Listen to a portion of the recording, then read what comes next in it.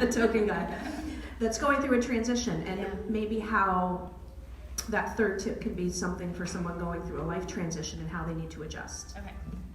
Great, thank you for the prompt. So in a nutshell, when I started my business, I was working full-time as a nurse, but shortly after, I transitioned to full-time Beachbody, and I literally had all the time in the world. My husband was gone almost 300 days a year, so it was literally me and my dog, so I had so much time creatively and just like physically, I had the time to think about what I wanted to do, to run the groups, to answer the messages.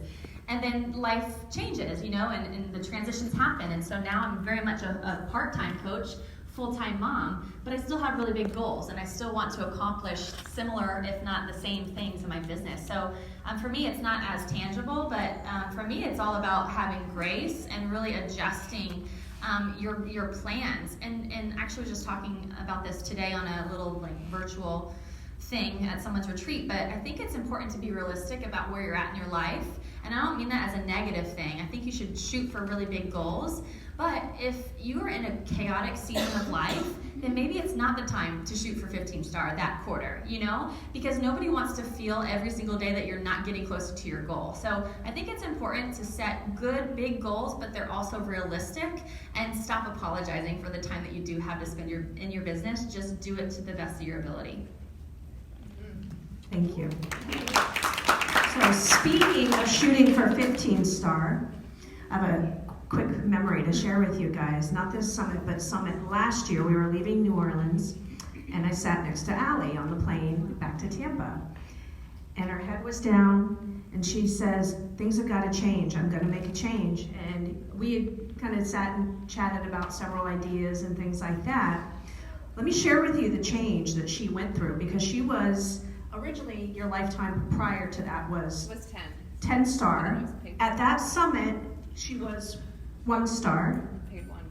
Paid 1 star.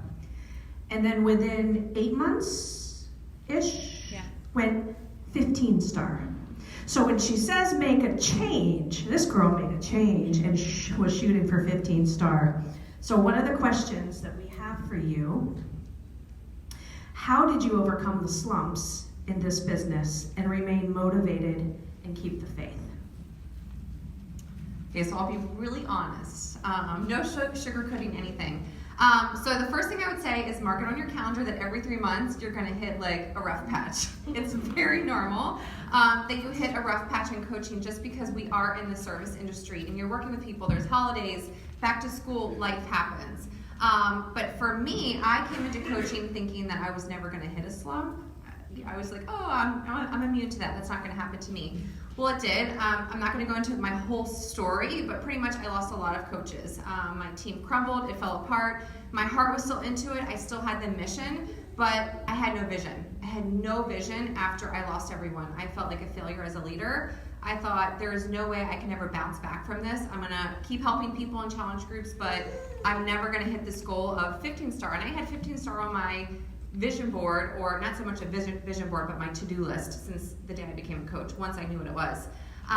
So when my team fell apart, I thought, okay, I'm just gonna lay low. Craig is my corporate mentor, and I avoided at all costs talking to anyone in corporate because I was embarrassed, I was ashamed, and that happens whether you've missed Success Club, maybe you haven't hit your goal of Diamond, maybe you haven't hit Emerald. It's really easy to feel like a failure. It is. This business that we're in, it's easy to get into the trap of comparison. Very, very easy. And that was me. So I just put my blinders on. I just did what I had to do to maintain Success Club and to stay 1 star at least, because I had lost so many people. Well, it was at Summit last year, and one of my success partners, she told me, she's like, you just need to start writing down affirmations for your life. And I'm like, that's hokey pokey. I'm not gonna do that. I was like, that's hokey pokey. I'm a goal setter type of person. I'm just gonna write my goals and just work to make them happen. She's like, no, you need to affirm what you want for your life. You have to cast the vision. You have to dream big. I'm like, I don't cast visions. I don't dream about the future. It's just black and white, period. So went to Summit, and after hearing multiple people talk about winning their morning, speaking affirmations over their life, I was like, oh, maybe there's something to this. So I still have it on my phone, actually. If you look at my phone, it's white. Those are all of my affirmations I wrote down this time last year at Summit. And pretty much all of them have come to fruition. Every single one of them. Who wants to hear them? Okay, so first one is I will honor Stephen and the kids in everything I do, which is my husband and my kids. I will attract 10 business building coaches who are as passionate as me a month.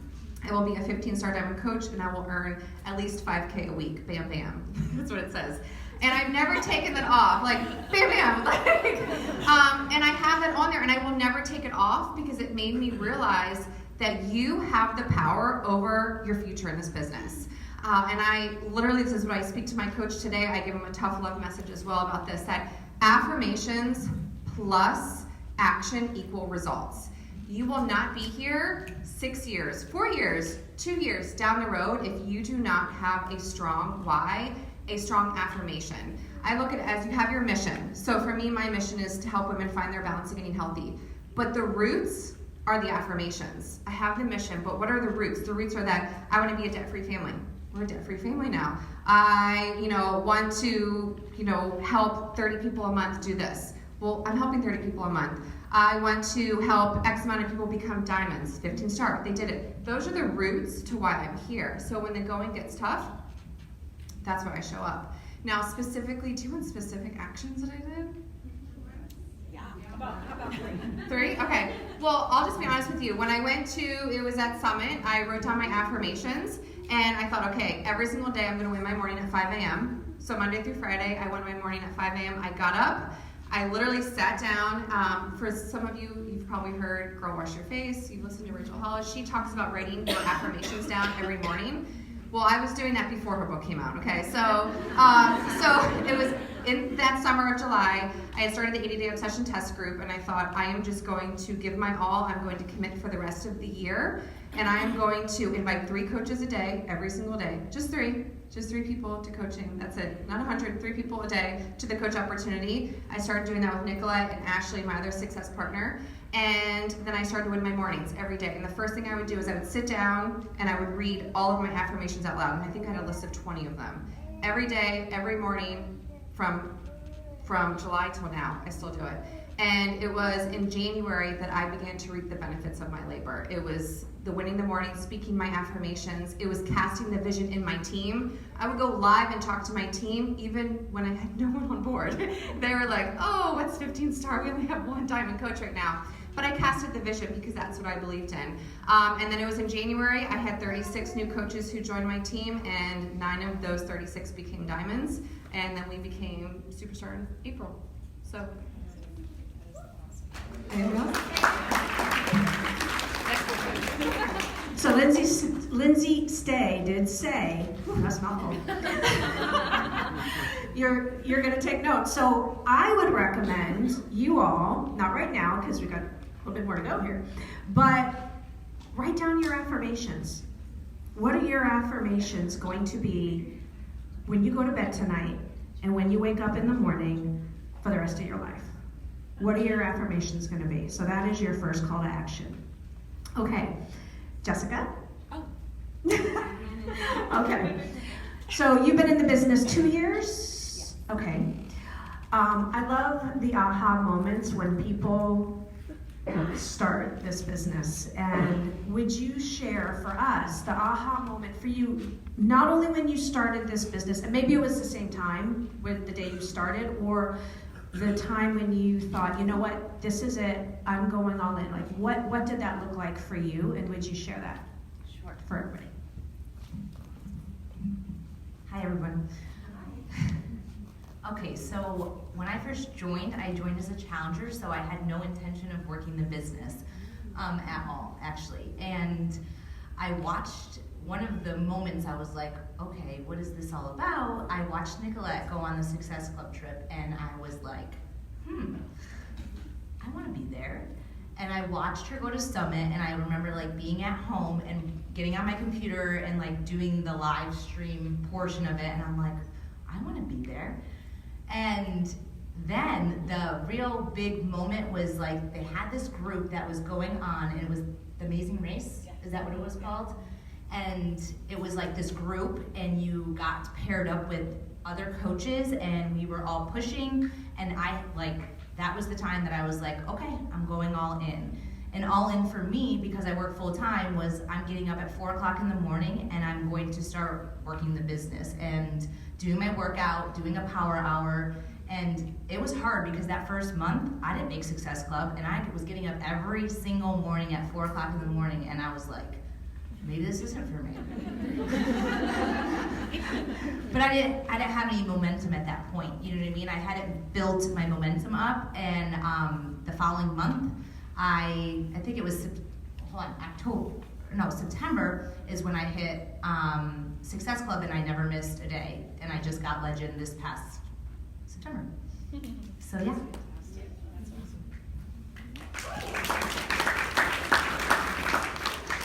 Okay, Miss Nicolette. One of the things I think about is the keys to this business is mindset. And you can have all the information in the world, but if you don't believe in yourself or your cause or your mission or what you're doing, it doesn't mean anything. You're just going through the motions. You can say the affirmations, and if you don't believe them to be as if they are happening, those aren't going to work either. So my question for you has to do with mindset. How much has mindset influenced you? And what would you share with new coaches that you've learned along the way that personally resonates with you? Okay, mindset, oh my gosh, it's huge, and it's one of the reasons I did fall in love with this business is because I was negative and in my own head, a bad place regarding just myself and who I was and what I stood for and what I could ever accomplish in life. And Beachbody freed me of that. And one thing when you first start coaching, and then there's all of these goals that you want to hit and so much that you want to do, and then everyone's like, you got to do your PD every single day, and I'm just like, I don't have time for that. But it was when I became pregnant with my son. I was 3 months into coaching, and I'm like, well, crap, who's gonna want the pregnant coach? Crap.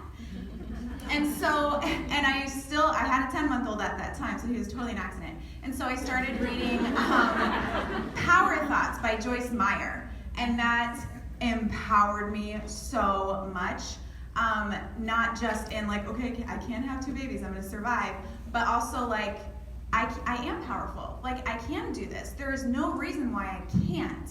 And then after that book, I just never stopped just being obsessed with the personal development. And I think that we all, it's hard to be positive and just upbeat and know that you can and believe that you can all the time. And that's when the PD books really come into play. And I do those affirmations too, and you read them and you believe them, but you still fall into those ruts where it's like, really? Like, this is getting hard. Like, you're just really feeling like you're dragging yourself and everyone else.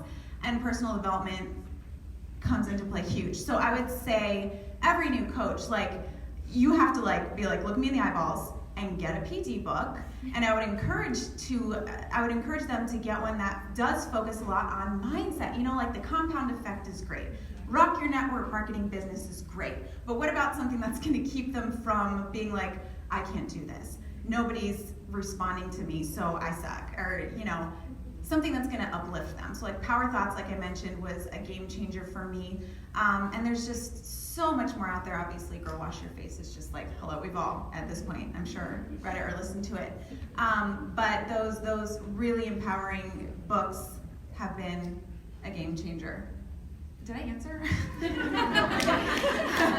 What is one thing that if you could give advice to a brand new coach that personally has helped you around mindset? Like, was it a phrase or was it a situation that had happened? It was connection. When we get negative, and what I see on my team a lot is when they miss a goal, they go into hiding, just like you were saying, they hide, and then, they go through these phases of like, okay, then they're ashamed, and then they start to get like hypercritical and, cast blame elsewhere, and they just become miserable. So when my mindset is slipping, connection is what I pull into, and I tell them like, will you just get on a team call? Will you just get on a Zoom? Can we just do a retreat? Like, our team right now, this is our retreat this weekend, and just already, all of us getting into the same room, you just feel a difference. So I think that even though, our teams are scattered all over the place, plug in. like, don't disappear, don't pull away, like, get in there, talk to someone, talk to somebody, like, maybe you're like, I don't want to talk to my upline right now, like, things just feel off, talk to somebody else on the team, like, plug in. So it's that connection. For sure. You know, we saw you, Craig and I saw you get out of, I guess your whole team arrived together. And I'm like, I said to Craig, I'm like, they're really efficient. They all coordinated a carpool down here at once. I didn't realize it was your retreat until after I was in here. And I'm like, oh, okay, that makes sense. I always tell my team, you know, the biggest weight you'll ever lift in this business isn't Body Beast or B90X, it's the one between your ears. And it is so, so important because I hate to say it, but I really feel like there's so much negativity in general in the world, and it's up to us not only to spread the positivity, but to protect ourselves from it, and sometimes even from ourselves when we get caught in that. So I personally feel that personal development is, it's the game changer with everything. One of the things I hear on my team, and Brittany, I'm going to ask this question for you because you came from nursing, right? And one of the fears I hear is about leadership.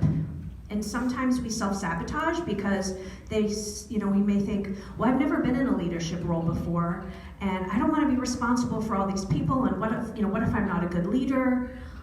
So my question is, what advice would you say to new coaches that have never been in a leadership role before, and they're afraid of the leadership piece? Okay, so to me, that's actually a very easy question, probably just from my experience, because I can't possibly know it all. I can't possibly know every strategy in this business. I can't possibly know how to tell each person how to overcome their personal struggle. I can't possibly know it all, right? So that should hopefully alleviate a little bit of stress, like we cannot possibly know everything. And nor would you expect your coaches to know everything for their teams. But the biggest piece of advice I could pass on is a strong leader is somebody who models. You know, the most important thing that you can do for your team is not a training, it's not a template, it's not a post, it's not a tutorial, it's leading by example. When they see you plugging in, when it gets hard, they're gonna plug in. When they see you working your tail off because Success Club is important to you until 11:59 p.m. on a last day of the month, that's what they're gonna do. So leading by example and showing them what leading looks like to you is the best thing that you can do. So the person that's intimidated by leadership, I can relate because I felt that way. I'm definitely an introvert. I'm definitely a people person. I'm definitely somebody that wants to give that person all ownership of their success. But in this business, it is team. And so it's very important that you pull up your bootstraps and be willing to go first. But going first doesn't mean like achieving everything first or achieving the highest or being the loudest. It just simply means showing up, and sometimes in the quietest ways, showing up and being relentless with your commitment. So to me, that's a good leader, and that's what can be emulated by the rest of your team, is that commitment to show up and to do what you know works in this business, or what you've been told by people who are ahead of you that works in this business. So I think it's more modeling and it's more example that you need to worry about, not necessarily saying the right thing or doing the right thing. Yeah, I agree. I feel a lot of times we feel like we have to have all the answers and we have to know everything before we can bring somebody in. And I think one of the gifts, and it ties into personal development, is helping people find their own answers. And both in an empowerment way, finding their answers just with the basic stuff, but also with really what drives them and how they want to lead, and embracing their own unique style. I think we think, oh, I have to be like Brittany, or I have to lead the way Ali does, and you don't. You guys can lead in whatever way comes natural for you, and give yourself permission to do that. Okay. You had said every 3 months there was going to be a struggle, right? Yeah. I think that. No, I definitely agree. I think it was Craig Holiday. He says there's always going to be, you're either coming in chaos, you're in chaos, or you just got out of it. And I was like, that is so true. So I want to talk a little bit about struggle. And Nicolette, this is going to be for you. What was a struggle for you early on in the business when you were a newer coach? And how did you overcome it? What advice could you give to just struggle in general, if you want to name a certain one that you had, but because it is inevitable, how you overcome it? Okay, well, my poor son, but going back to having my second, we were not just having a baby, but we were moving from Albuquerque to Charlotte, North Carolina. I was 9 months pregnant. We were living in an apartment in temporary housing. My daughter was just like, it was chaos. And I was ending my first year as a coach, and all of my peers were going 5-star elite, and I was just like, I can't even like survive. And it was really, really hard for me because I went into comparison mode, hardcore. And I felt like I was failing. Like everything was a disaster. I couldn't even nest. We didn't even have a house. And during those times, and even after he was born, I accepted the fact like this wasn't my time and this is a hard season. Going kind of back to what Brittany said, like I accepted that, like it's not my time to push for 5-star. Like I would go nuts. I would drive everyone on my team nuts.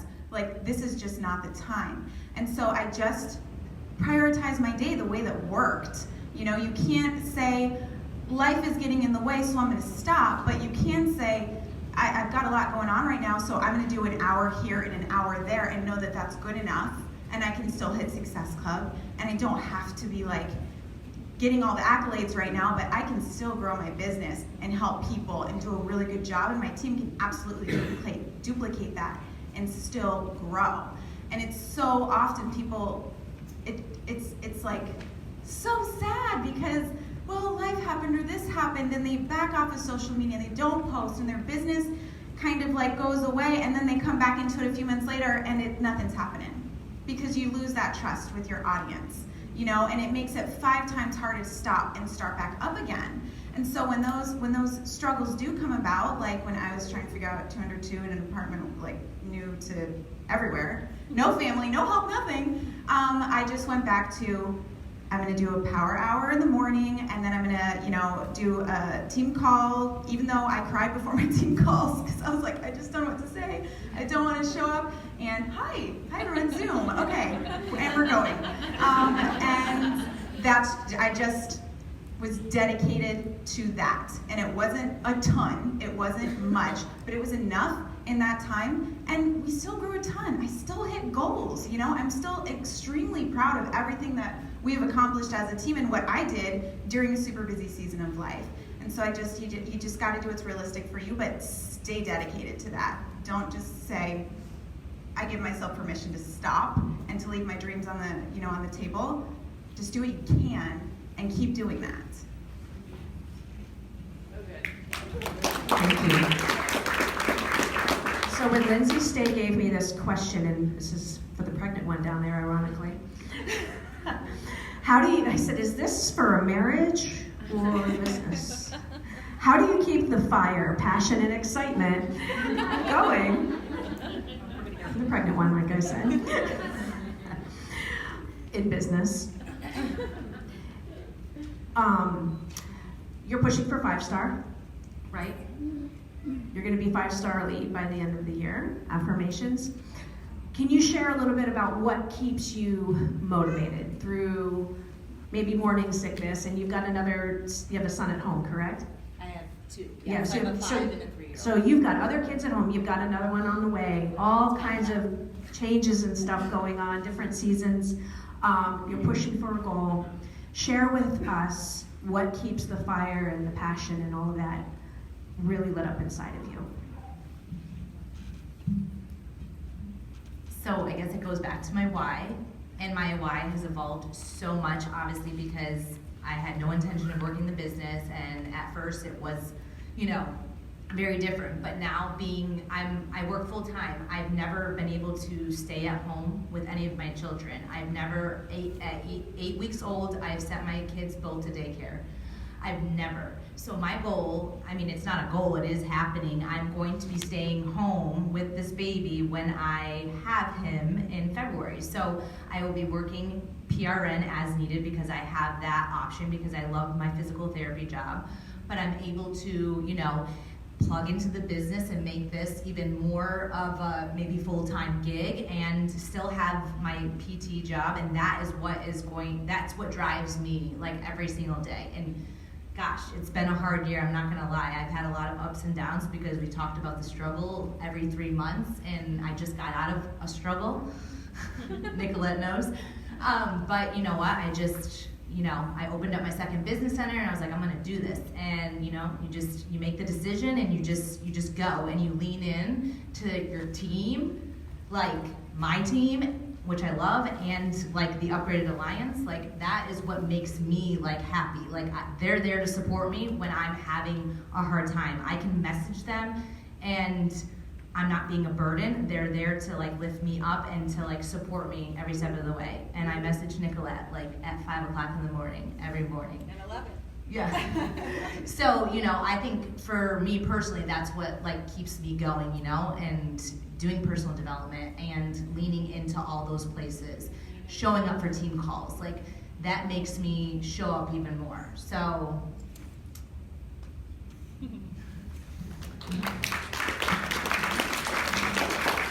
How many of you were, by a show of hands, pleasantly and refreshingly surprised about the amount of support and positivity that Beachbody brought into your life?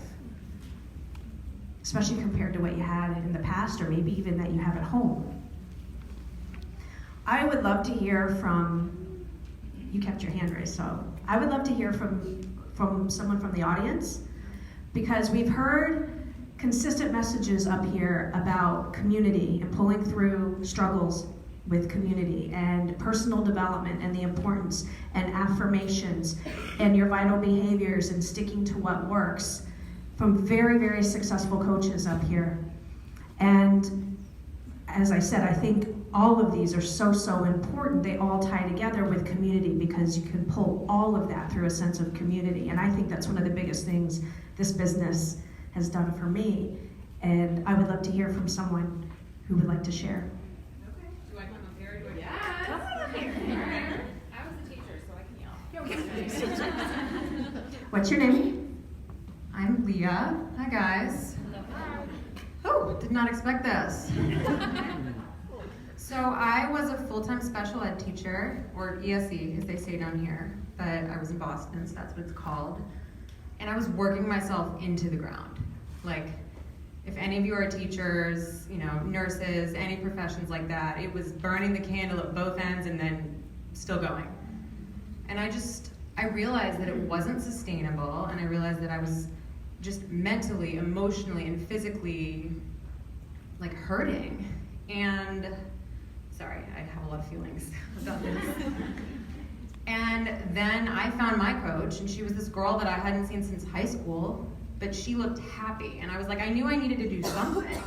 I knew I needed to make some kind of a change. And she welcomed me into this community, and it was incredible. And I was a coach 2 months later, pretty much automatically. Actually, I think I was a discount coach like a weekend. And I guess the community, it gave me a family, and I had a family teaching. I had incredible coworkers and a wonderful family at home and friends, but we were all burning the candle at both ends. I didn't have anyone to talk to that really wanted to live differently, and that I think is what coaching gave me. Just this idea I could dream bigger, and I could take better care of myself, and I could give that back to the world, if that makes sense. Sorry guys. Did I answer that? Thank you. That was fantastic. And, we talk about transformations at Super Saturdays, and the transformations just aren't about the weight loss. They're about the life gained and the confidence gained and being able to change our lives and be home with our children and do things that we never dreamed possible. And those are the kind of transformations that sometimes maybe when you feel down on yourself or question about yourself, this business offers so many transformations. And we've heard from these amazing ladies. We can give them a round of applause. And thank you all for being here tonight. Miss Lindsay, stay. Wow, thank you all so much. My goodness. I'm so glad they shared.